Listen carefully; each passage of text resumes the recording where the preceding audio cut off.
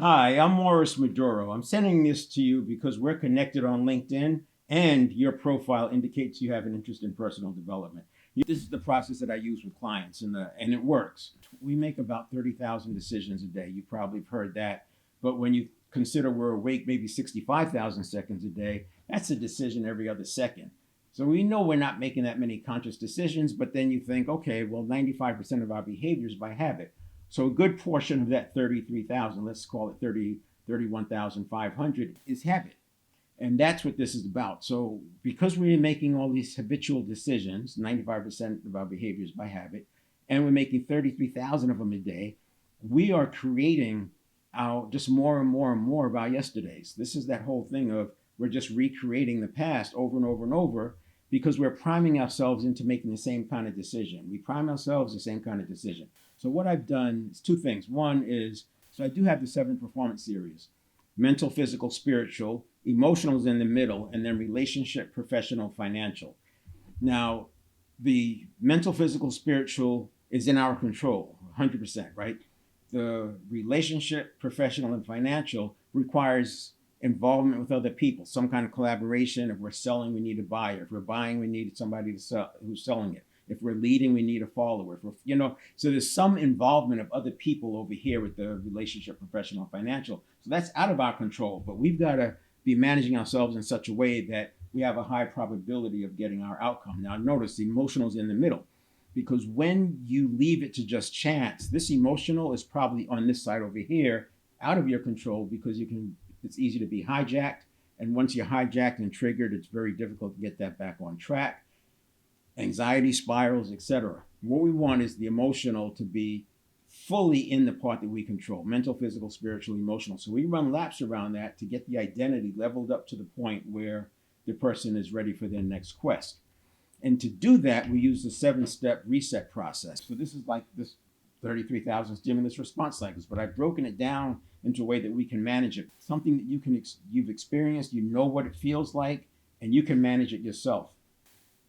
We don't need meditation. We don't need rituals. There's no mumbo jumbo, no manifestation stuff. Now, nothing against meditation, nothing against ritual. Those are certainly enhancers, but I wanted to do it without them being required. And that's what we have here. It's a 90-minute conversation condensed into 2 or 3. The first step, we've got pre-stimulus, beliefs, neuroplasticity, priming, mindset, and then physiology. Each one of these could impact the others. Each one could be a weak link. So we have to make sure that this is intact. That's why it's the first step. And while we don't have to be expert at mindset and expert at neuroplasticity, we at least have to be at a base level where it's not hurting us. The second step is our state. So we're always in some kind of a state. Sometimes good, sometimes not so good. And so we got mental state, physical, spiritual. So there's a state of being for each of those, and a collective, a holistic state of being, and then self-image. And while self-image is not quote unquote state, it is part of what's going to impact us when we get to a stimulus, because if our self-image is compromised and we have a stimulus that's on the edge of our ability, it's probably going to go the wrong way. Then you have the stimulus out of our control, right? So the step 1 and 2 is in our control, 3 to 7 is in our control. Stimulus, they can come from anywhere. The problem is our conditioned reaction, which is what we have. The conditioned reaction tends to treat many stimuli like a Serengeti tiger. And we have this fight or flight level that's way overboard. So, it ruins our day, it keeps you preoccupied, etc.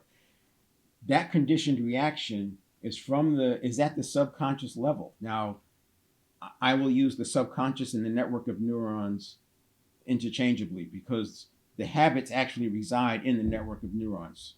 For centuries, it's been thought that the habits live in the subconscious mind, but now we know that the habits live in the network of neurons. It makes it much easier to actually handle it when it comes to making changes or wanting to live the best version of yourself. So we have the conditioned reaction. That happens within a quarter of a second, which is why we have to condition in the change at the conditioning level. We use the reticular activating system to do that, as well as shift into the response. So now you're not just giving a reaction to the conscious mind for a response, you're giving a reaction with an assessment. Again, that can be done in the reticular activating system, just giving it different instructions. So you got a quarter of a second for the conditioned reaction, and you have another quarter of a second for the conscious mind to come online. And so within a half a second, this thing is off and running. Without this intervention, you're going to just repeat the past because our conditioned reaction is going to be pretty much the same. Our response, if it matches that, it's going to be the same. I have the next one is E. It's emotional modulation. This is step 5. And you notice I have 90 seconds there. 90 seconds is because if we are going to be emotionally triggered or if this is challenging emotionally, then we're going to have to do an emotional modulation. And that emotional modulation takes about 90 seconds. And then we're ready to take some action. And then the last one, M, is mindfulness. We want to get back to a mindfulness state. So we're back here to pre-stimulus, ready for that next stimulus to come. And this is how we keep leveling up, leveling up, leveling up, because we're constantly improving our state of being, which puts us in a better position to deal with the stimulus that hit us no matter what. So you notice this spells scream because left to its own, by the time the day is half over, we want to maybe scream thousands of times already. So we're going to shift that by controlling what we can control so that the stimulus is no longer a stimulus, it's just life. And when life happens, we already know what to do. And that's how it puts our dream within our reach, because that life that we want to design requires us to be in charge of our present moments. And that's what this process does. We want to keep leveling this up.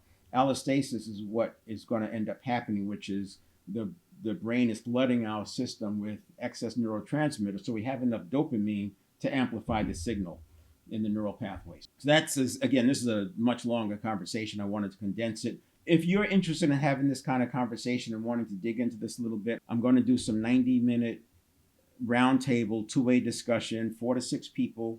If you're interested in that, just drop me a message back and I'll send a landing page where you can pick some dates. All right? We'll see you. Hope to see you on the other side. Bye.